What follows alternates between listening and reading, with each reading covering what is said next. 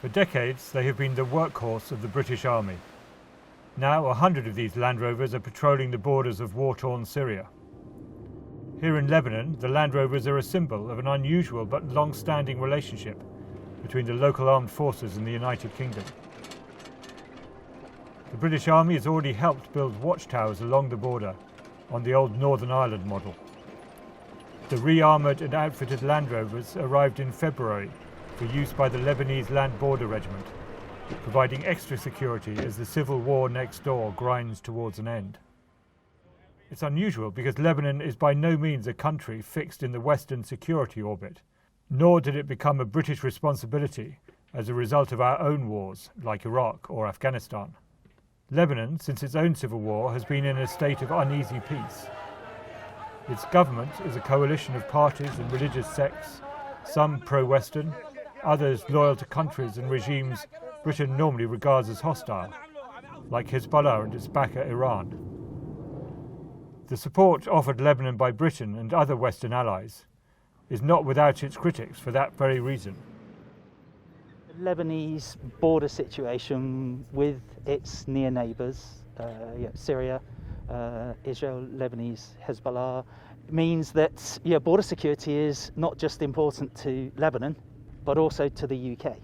And so we have 16 Air Assault Brigade here. Our support is not just equipment, it's training, it's education, and it's to enable the Lebanese armed forces to do the best job they can for their country, but also for our interests. Britain's political leaders reckon that it benefits both sides for the West to work with what are sometimes euphemistically called fragile states. Hezbollah has its own private army, which in theory is dedicated to defending Lebanon, particularly the southern and eastern areas dominated by the Shia community, from Israel. It also played an important role defending the Assad regime in the Syrian war.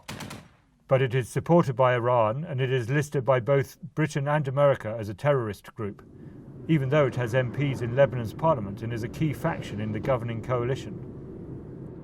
The fact that it dominates the Bekaa Valley, the long stretch of Lebanon that runs underneath the mountainous border area where we are now, is an added irony.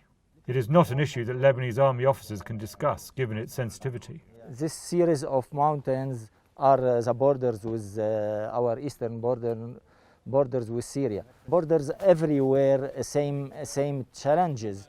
But here we focus on training our LBRs to prevent smugglings of all sorts. But most of all, we try to train them to prevent infiltration of terrorists.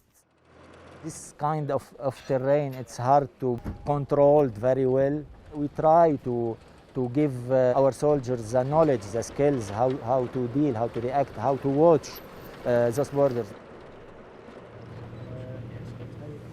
What you see in front of you is one of our ISAR assets. It's called a DNOS, day-night operation system. Any smuggling operations, like anything else, gentlemen, it happens at night. With thermal imaging and infrared, these guys have got the advantage, and it makes it much, much easier. So this is the R-WMIC, revised WMIC. As you can see here, this is lightly armored, not very much heavy armored, since we need a lightweight vehicle to go up these mountains. Normally with a normal Land Rover you have to put 6 soldiers at the back, a commander in the front and the driver. You'll need minimum of 3 to do a small mission. This with only 2 vehicles, so 6 soldiers having 4 light machine guns or maybe 2 light machine guns and 2 heavy machine guns can do as much as a company of Land Rovers. Yeah. And how much legitimate traffic is there on the roads in and around It depends on the area. Some roads, every single vehicle passing through is a smuggler. Some roads you have to actually check the vehicle first. This project will not solve Lebanon's economic collapse, a result of financial policies and corruption beyond the realms of the army's responsibilities. Nor will it solve the country's politics. For one thing, Hezbollah has its own routes for ferrying weapons into Lebanon, and that is one area where this training program will not interfere. The Lebanese say, though, that being in control of your borders is important for national self-confidence as the country tries to rebuild itself. That became only more necessary after last year's explosion at Beirut's port, which shattered the capital both physically and mentally. America's three most recent presidents, Obama, Trump and Biden, have all said they want to pull US troops out of the Middle East. Britain has a much longer history here, for good or ill, and as we try to globalise after Brexit, there is no sign of us following suit. If Britain is to stay invested in the region, there are few places that are more sensitive to its future than this one.